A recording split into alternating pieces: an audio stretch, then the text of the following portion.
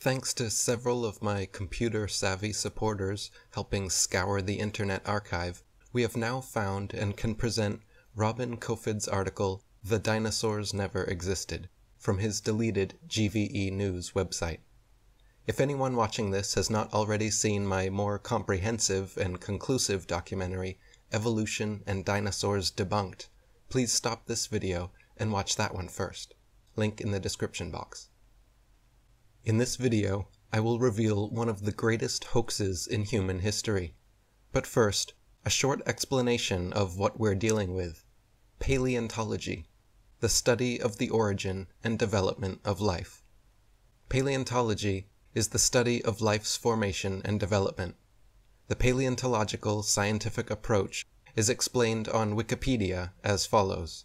Quote, "When attempting to explain earlier phenomena, paleontologists and other scientists of history construct a set of hypotheses addressing the causes and then look for a smoking gun, a piece of evidence that indicates that one hypothesis is a better explanation than others. Sometimes the smoking gun is discovered by happy coincidence during another investigation. This explanation is entirely consistent with the way paleontology works in practice, but it should be obvious to anyone capable of critical thinking that the paleontological establishment can control which hypotheses will be constructed. This is done through textbooks and the curriculum. In this way, students are brainwashed into a pseudo-reality controlled by the text material and the teacher's authority. A short practical example. A random dental bone is found at an excavation site, and from this dental bone, the rest of the skeleton is guessed at. We are not kidding about this. The entire dinosaurian field of the paleontological program is a sham. It was the English paleontologist Richard Owen who in 1842 coined the term dinosaur.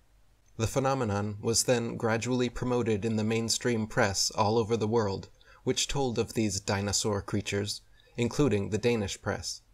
In 1854, a few years after the word dinosaur was invented and the concept presented in popular articles in the biggest American newspapers, the first dinosaur was discovered in North America by fossil hunter Ferdinand Vanderveer Hayden. There had been no reported discoveries of even a single dinosaur bone in North America prior to 1854. But that didn't stop the paleontologists. In the following period, finding dinosaur bones suddenly became a popular pastime. North America became home to the most ferocious and was a true wonderland to dinosaur bone hunters. According to The Dinosaur Project, a book by paleontological dig journalist Wayne Grady, the ensuing dinosaur rush in North America after 1854 was a mecca for dinosaur bone fraud. The book describes the years from 1870 to 1880 as a period in North America where, quote, "some of the most underhanded shenanigans in the history of science were conducted." This decade has since been dubbed Bone Wars, when the notorious Edward Drinker Cope and Othniel Charles Marsh fought each other in their quest to find the most interesting dinosaurs. Most people believe that dinosaur skeletons displayed in museums consist of real dinosaur bones. This is not the case. Paleontologist, advisor for Steven Spielberg in the making of Jurassic Park, host of the Discovery Channel's documentaries about dinosaurs, Don Lessam, defends this practice by claiming that dinosaur bones are too rare to put on display. Quote, "In museums, bones are cleaned and cast, and the copies attached to one another to make skeletons. The real bone is too rare to put out on display. The real bones are incarcerated in thick vaults to which only a few select, highly placed researchers hold a key, which means that no independent researcher has ever handled a Tyrannosaurus rex bone. When people unaffiliated with the paleontological establishment attempt to gain access in order to study these dinosaur bones, they are met with refusal upon refusal." The world of movies and paleontology are like Siamese twins. People's view on the existence of dinosaurs is based not on firm evidence, but on Hollywood-fixated artistic impressions. Documentaries colorfully illustrate each dinosaur's characteristics like colors, weight, and muscle mass, but Don Lessem admits that this is pure guesswork. Consider, for instance, the question of how much these dinosaurs weigh. Says Don Lessem, quote, "Scientists don't know how much dinosaurs weighed. They don't like to make those estimates because they don't have enough information, but everyone wants them to guess." Overall, several millions of dollars have been spent promoting the existence of dinosaurs through movies, TV, magazines, and comics. The Land Before Time, Jurassic Park, BBC's various dinosaur documentaries, etc. National Geographic, which is owned by Rupert Murdoch's News Corp. News Corp also owns 20th Century Fox, the makers of the Ice Age franchise. Universal Studios, who made Jurassic Park and The Land Before Time. These productions are owned by Comcast, whose main shareholders include J.P. Morgan and the Rothschild-owned investment company Vanguard.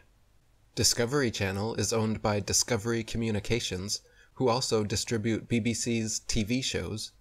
N.M. Rothschild & Sons Limited are financial advisors to Discovery Communications. According to Don Lessem, it is not unthinkable to assume that only around 2,100 dinosaur bone sets have been discovered worldwide, and out of these, only 15 incomplete Tyrannosaurus rex bone sets have been found. These dinosaur bone sets have never formed a complete skeleton, but from these incomplete bone sets, paleontologists have constructed a hypothesis about the appearance of the whole skeleton, which they have then modeled in plastic.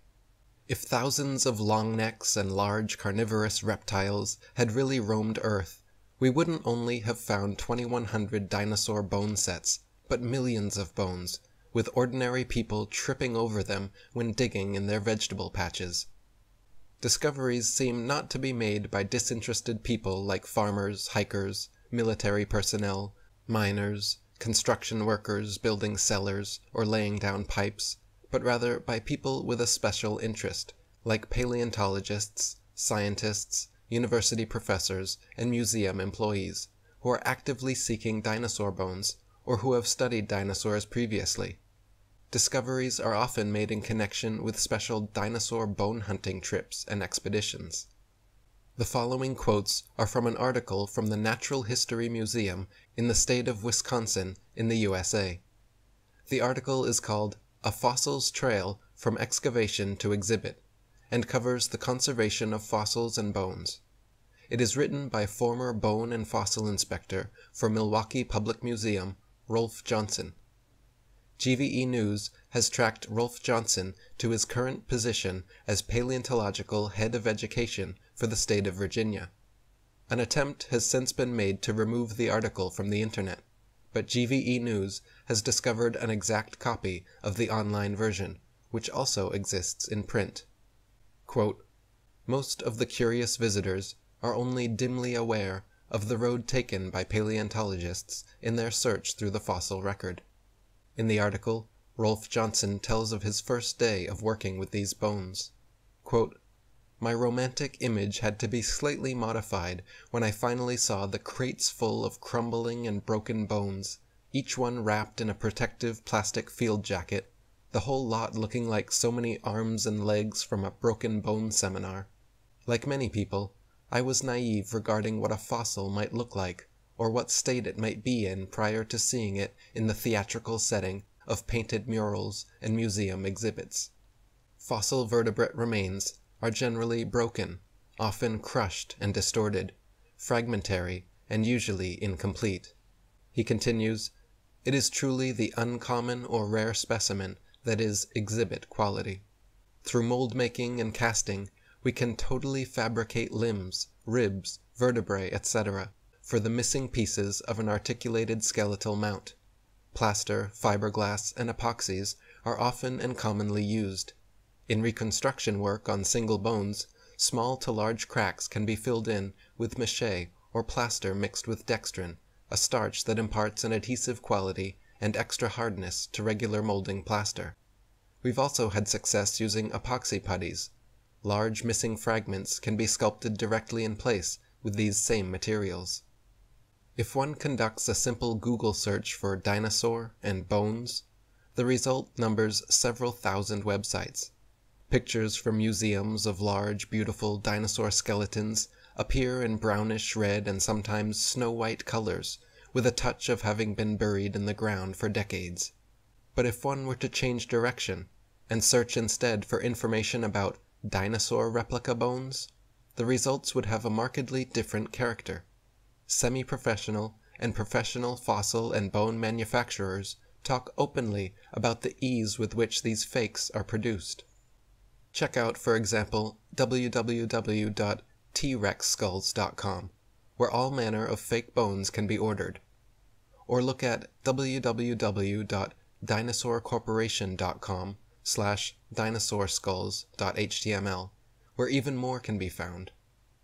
In 1999, National Geographic magazine was busted when they presented, in a colorful and fancily presented article, The Missing Link, an Archaeoraptor dinosaur, which was supposed to support the basic tenet of evolutionary theory, that dinosaurs had slowly developed over millions of years.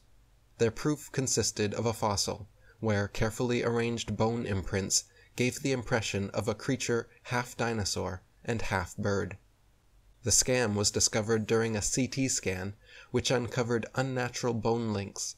National Geographic magazine was later forced to admit, when pressured, that the fossil was man-made.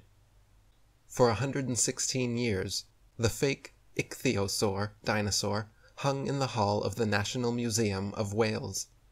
In spite of more than 100 years of revolutions in the field of paleontology, the museum finally came clean after criticism from independent researchers, thanks to the internet, who had publicly revealed that the fossil, which had supposedly been found in 1809, was man-made. It had previously, in 1884, graced the home of a very rich businessman. Hadrosaurus folki, or simply Hadrosaurus, was the first dinosaur to be publicly displayed. It is also an official symbol of the state of New Jersey. What few Americans are aware of, however, is that its skull caused big problems for the museum director and the leading paleontologists, because there was no skull, the skull being the main evidence for the existence of this creature. A visual and a sculptural artist were promptly hired to invent a skull, and from the illustrations of another artist who had depicted the iguanodon, the two artists drew the same face for the Hadrosaurus folki. The people involved could now technically defend the existence of this dinosaur. If someone were to ask, the stunt worked out so well and fooled the public so thoroughly that they could later change the head of the creature to that of both the Griposaurus and the Brachioposaurus without anyone noticing. By complicating the constructed hypothesis process, the paleontological approach, no one would dare question the paleontologist's technical knowledge. To this day, Hadrosaurus folki is on display at the Academy of Natural Sciences in Philadelphia. The bones are said to be kept behind heavy closed doors, but a plaster copy is exhibited in their place. China is a major producer of bones and fossils. Zhejiang Dino Ocean Art Company Limited, in the state of Sichuan, is a major supplier to the natural history museums all over the world. On its website, the firm writes, "Over 62% of our output goes to American and European markets, which means we will understand and are familiar with the intricacies and regulation of exporting to these regions. Since we are a partner of dinosaur museums, so all products are made under the guidance of experts of the Chinese Academy of Sciences.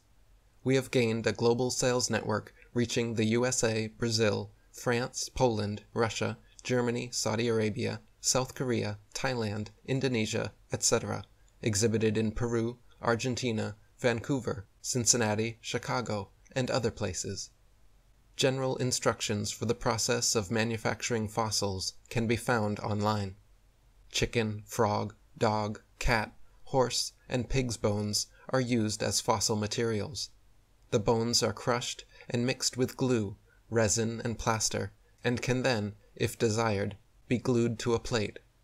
Fractures in the fossil give it a natural look.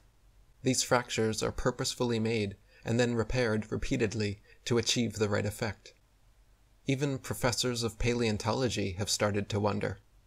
Alan Fiducia, professor of paleontology at the University of North Carolina, stated, "I have heard there is a fake fossil factory in northeast China, in Liaoning province, near the deposits where many of these recent alleged feather dinosaurs were found." In conclusion, 1. A complete dinosaur skeleton has never been found. 2. No independent researcher has seen a real dinosaur skull. 3. The paleontological scientific approach is built on hypotheses, while it is presented as natural science with an objective approach. 4. Children are taught the existence of dinosaurs through cartoons, not through bone inspection at school. 5. Only people with a special interest in the paleontological field seem to find dinosaur bones.